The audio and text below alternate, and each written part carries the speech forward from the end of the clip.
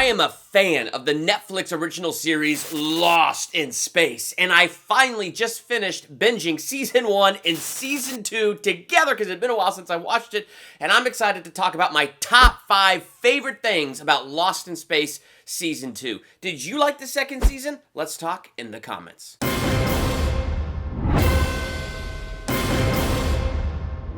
Welcome to Durbania. I'm Durbin, and this is my spoiler talk top 5 favorite things about Lost in Space 2. I thought Season 2 was fantastic. I'm giving the season an A. Yeah! With the holidays and all that stuff and going out of town, finally I was able to sit down and binge Season 2. Of course, I forgot everything that happened in Season 1, so I had to go back and re-binge it. I forgot just how much I really liked that show when I went back to re-binge Season 1.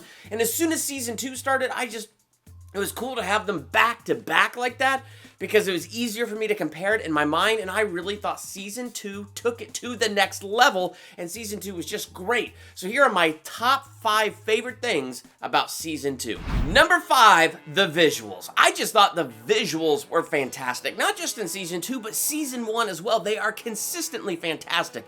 They look cinematic. And some of my favorite stuff was, in one of the episodes, they travel to this planet to get the ammonia and stuff out of the atmosphere to clean their water, and as they dive through the different levels of the atmosphere, it's just incredible. Like, you have this top layer that looks so good, they dive deeper, they get to this middle layer that's so golden and rich, and they find these fish whales swimming through the atmosphere. All of that stuff, it looked believable and it looked incredible. I love how the robots look. There's more robots this year, and plus new creatures in this. You get these armless velociraptor type things going on the hunt and stuff. There's just things in this that look incredibly good, and they did a really good job with the visuals. Number 4, the character development. I really did think they took all the characters to the next level in Season 2. In Season 1, my wife and I couldn't stand Dr. Smith, and I mean that in the most positive way possible, that Parker Posey did such a good job playing such an evil and sinister character. She reminded me of the devil, the way the devil takes a germ of truth and a lie and mixes it together. So because there's a germ of truth, you can kind of find the evidence, but the lie just shifts the framing of looking at that, and that's exactly what Dr. Smith did. It was infuriating, but they took that the next level this season, where you really see how cunning she is, how well she can read people, and she can find those weaknesses in people, and she knew exactly how to press that weakness to get what she wanted. It was impressive, the relationship she had with Penny this season. Convincing people to do things is like your superpower. Penny, there's no time. And you got everybody on the Resolute convinced that you're a legitimate therapist. If you really want to be Dr. Smith, be Dr. Smith. They did a good job showing that she has this need for family. And they did a good job by showing her and Penny have a little bit of a bond. In some ways it was crooked and you wanted Penny to run. In other ways you could see how it was infecting Dr. Smith in a good way, of how Penny was able to make Dr. Smith use her abilities for good rather than for evil. And then as it even went further, and you get to the end of the season, and she's talking to the robot, and one last time was to escape the Resolute, escape the oncoming onslaught of army robots coming to destroy. She wants to escape all alone and all by herself with the robot so she can warp over to Alpha Centauri. And the robot, all he does is show her 5 lights in his face, and they combine into one. And that was enough for her to understand family. So she's still crooked, she's still evil, but you get this sense of she wants to belong to family. And so in a way, you feel sympathetic towards her in a way you didn't in Season 1. And then you have the Robinson family, and this kind of helps let Smith off the hook because you're exploring kind of the darkness in the Robinsons. That Maureen, my goodness, she sold the safety codes to all the safety systems in the Resolute that she had built. And you're questioning my judgment. Aren't you? All the access codes she gave away just so her son could pass. Just so her son could be there with her and get a better life. And you get it, a mother's love for her kid, how she would do anything for her son, including doom everybody else's sons and everybody else's kids, because she didn't know who she gave those codes to, and she truly gave them to somebody who was incredibly evil, dark, and unstable, and there were truly negative consequences for her actions. And so it explored that her judgment was off in that, and now she is reaping that. But at the same time, there was a lot of positive elements that Will was there. So it's interesting as it dives into those consequences and takes a look at some of these deeper character things. So it's interesting how it made us more relate to Dr. Smith while keeping her evil, but also taking a look at the choices of the Robinsons. So it's kind of interesting the way it just got into all those different layers.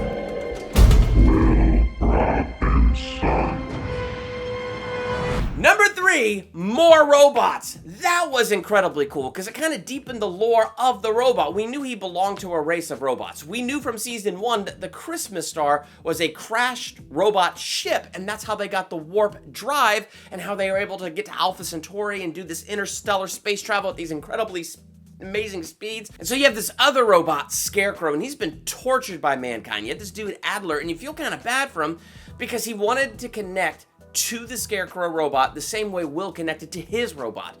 But he kind of lost himself in the process because humans were just really nasty to this robot. So 23 times has the Resolute carried human colonists over to Alpha Centauri and then gone back. And they've been using this robot, putting like a bit in its mouth by putting this drill in its head to force it to steer their ship and use the robot technology to get human beings from corrupted Earth after the Christmas Star hit to fresh new planet Alpha Centauri. So it was really kind of interesting to see that, and of course Scarecrow doesn't like people. Of course the other robots trying to get in there not only to rescue Scarecrow but to reclaim their technology. So it kind of deepened the lore of the robots and the emotion of the robots by adding this character Scarecrow. But we also got to see somebody like Adler grow because in seeing the friendship between Will and his robot. Help. Family. Help. Ben Adler. And looking at Will, he reclaimed what he lost, his soul. He saw in Will what he used to be, and he wanted that back. His family was on Alpha Centauri, and desperately he wanted to go back to his family, but he saw what he did to this robot Scarecrow, and he sacrificed his life to save it, which turned out to be this huge payoff in the end, because when the robots all come together to attack the Resolute, Scarecrow ended up joining Will's robot and trying to protect humans. Even though Scarecrow had been tortured all of this time, to see Adler sacrifice himself for him, to see Will go out of his way for him, it was able to turn the heart of this robot, while the other robots are just coming in to kill, kill, kill. So it's interesting because you see there's good humans and bad humans. There's good robots and there's bad robots. There's bad robots that are able to be converted and bad humans that are able to be converted. So it's interesting what it did by adding more robots. Hey, Scarecrow came back. And as far as I'm concerned, 1 might be an exception, but 2, maybe that's the start of something big. Number 2, I love the lesson that friendship is a two-way street. It was incredible the way they addressed that. When you look at season 1, the robot is kind of like a robot. He just does what he's told, and so it's kind of like he imprinted on Will because Will saved his life. So now he's the servant of the Robinsons. All through season 1, it's Danger Will Robinson. The robot always walked behind Will just to look for danger, in front of Will, behind Will, around Will, and was so protective of Will. But in this new season, the robot's horizons expand, and him bringing more beings under that umbrella of friendship, which also forces Will to grow, because Will kind of wanted what he had with the robot before. Whatever Will says, the robot does. But what's awesome about Will is it doesn't take Will long to catch on. Because that's what friends do. For each other. Can't just be a one-way street.